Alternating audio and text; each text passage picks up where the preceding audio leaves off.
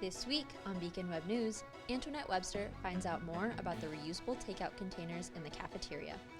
Sara Troy speaks with this year's Hardman Scholar in Residence Professor Caren Beilin. That's all coming up next on Beacon Web News.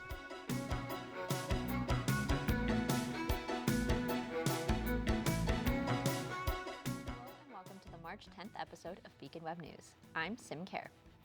Southwestern Vermont Healthcare received $566,000 from the Grateful Bennington Club to repurpose the campus of the former Southern Vermont College. Since the college's closure in 2019, the community has been struggling to decide what to do with the space. SVHC will be using the property to create a multi-use community facility. There's currently no set plan, but the community needs will be looked at. In response to the recent house fire at 47 VZ Street, Mayor Thomas Bernard is asking for $300,000 from the City Council to service repairs for the broken fire hydrant system. About 130 fire hydrants are inoperative due to being frozen, broken, or missing. The Water Department has been working to fix the non-operative hydrants and documenting the locations of working hydrants. The MCLA Dining Hall, in partnership with the Sustainability Committee, now offers reusable takeout containers for students to use for their meals.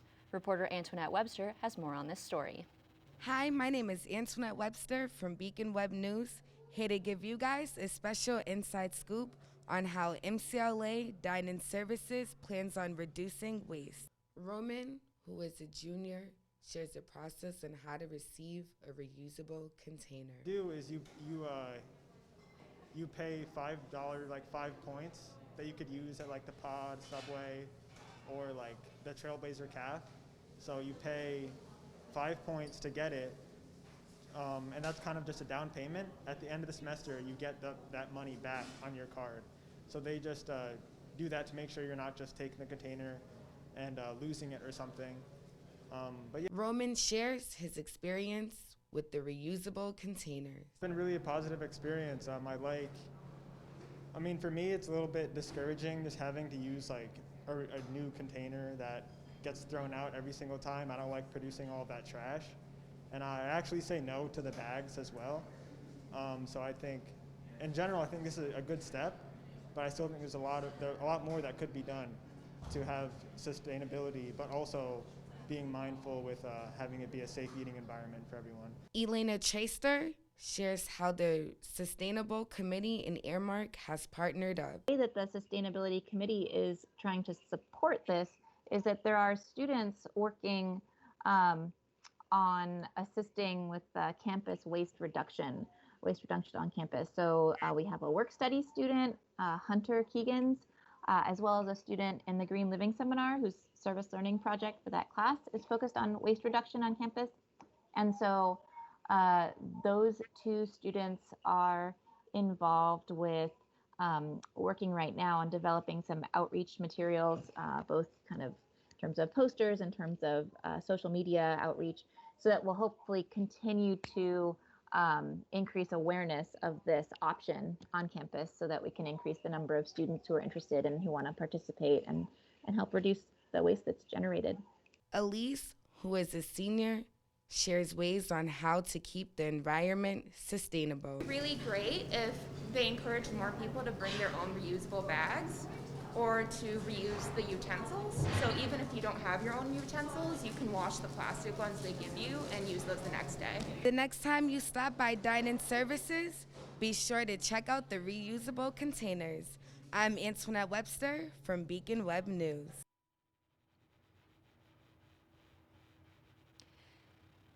The Center for Student Success and Engagement will be hosting an academic support office hour on March 11th from 11 a.m. to noon on Teams.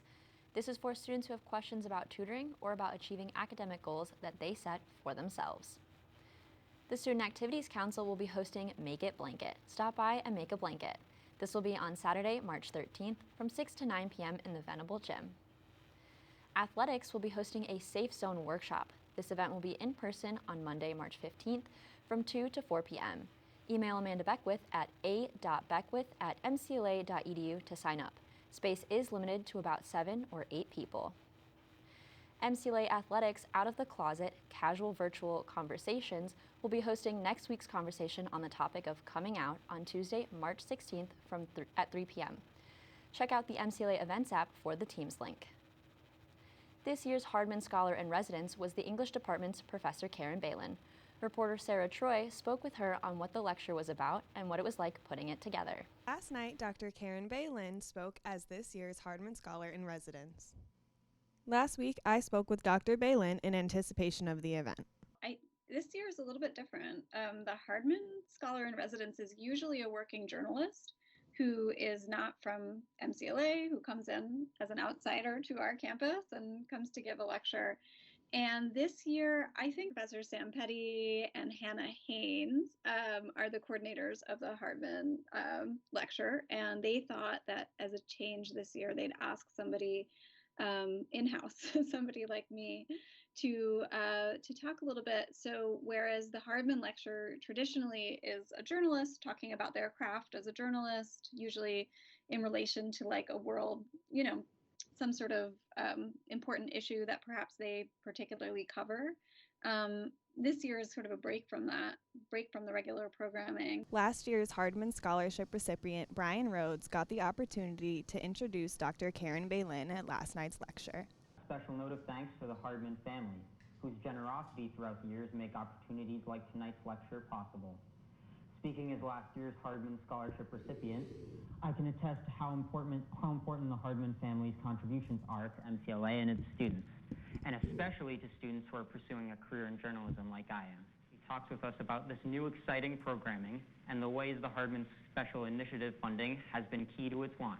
I must also thank the Hardman family, who not only make this lecture possible, but also the premise of this lecture. New programming at MCLA that supports writing across the curriculum. Artist residencies, writers residencies are not always formal. To talk about what it can mean for MCLA to host our first MCLA Math MOCA under 27 writer in residence. With Hardman funding, we have collaborated with Math MOCA and particularly Assets for Artists administrators Blair Benjamin and Molly Rideout to work out a special kind of joint residency. A cohort of our wonderful creative writing students are responsible for choosing our first writer in residence. Dr. Beilin and Mass MOCA brought Noor Hindi, their first under 27 writer in resident, to live in North Adams and work on creative writing and visual art with the community. I think that's like a really interesting question for like anybody in undergrad, but like especially somebody who's graduating soon. Like, what does somebody who's like 5 years older than me, what are they doing? Like, what does that look like to be young, but like not quite me, but not, not 40. For Beacon Web News, I'm Sara Troy. MCLA is adapting the summer 2021 course program for the COVID-19 pandemic. There will be a mix of in-person and virtual courses to help students with taking their summer classes. The latest Green Living seminar covered the topic from gas to battery, electric vehicle adoption, and education. Beacon editor Isabel Costa reviews the Ariana Grande documentary titled Excuse Me, I Love You. Costa says the Grande's documentary feels repetitive and boring. You can check out these and other stories from the Beacon at theonlinebeacon.com or pick up a copy all over campus. The MCLA Bachelor of Science Community Health Education major has had a name change. It is now Bachelor of Science, Public Health, and Community Health Education. I spoke with professors from the department on what the significance of this change is. Okay, so our name change was to go from Community Health Education, which is a Bachelor's in Science, to a Bachelor's of Science in Public Health and Community Williams Health College Education. President Maud Mandel said Basically, we were already teaching a lot of the foundational courses and concepts for a public health major anyway, because community health education is, I would say, a subset of public health. It's along the lines of health promotion within more of a specific or more defined community, community health part of it.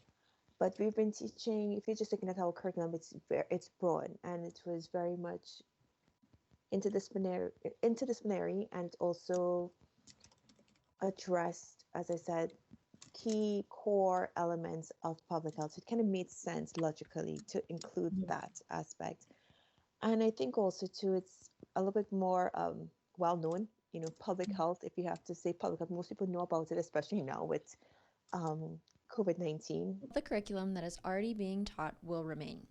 So the change was just in the name of the program to better reflect the program that currently exists. So this is going to give students the opportunity that their degree will now say public health as well as community health education. So it opens up some more doors for graduate programs that they might be interested in public health, but also different entry-level career opportunities if they're not quite sure if they want to go to grad school.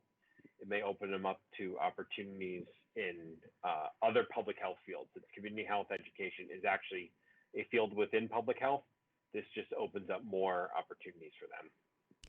The department wanted to keep the long title due to all of the curriculum that students learn for this major. Some schools just call their major public health, and everything that's public health fits into it. But because we have students and there's a need for that community health education, that was actually the original program that we had designed back when we first started the program. So we wanted to make sure that stayed in there because our program does prepare students to take the community health education certification exam. One of the reasons why we wanted to keep that community health education piece is because again, looking at the curriculum, not only are we meeting the public health goals, we're also meeting the community health education requirements, especially for students who would want to go into a career soon after graduating. Yeah. Right. And the advantage of coming out of a program that actually says community health education is that you can sit a particular certificate degree program, the community health education specialist degree program. If it was just public health alone, you would have to jump through a lot of hurdles to prove that your curriculum, that the courses that you took actually met those particular requirements. This name change will officially be in place in the fall of 2021. All current students in the program will have to make a request for the new major title if they want to graduate under that program name.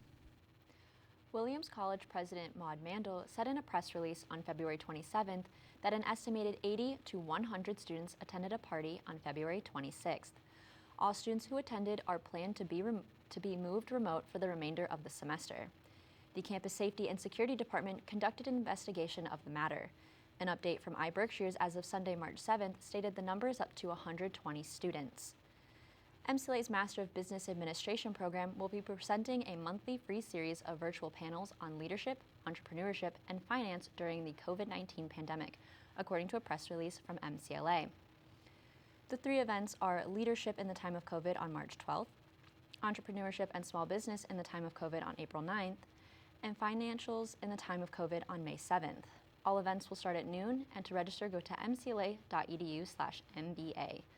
The events will also be streamed on the MCLA Facebook page and uploaded to the MCLA YouTube page. Workers at Mass MoCA are now looking into filing to create a union because they state that the pandemic has shed some light on unfair working conditions and job insecurity at what is the largest contemporary art museum in the U.S. On Monday, some of the workers say they have filed a petition with the National Labor Relations Board for an election to join Technical Office and Professional Union Local 2110 United Auto Workers. For more information, go to iberkshires.com.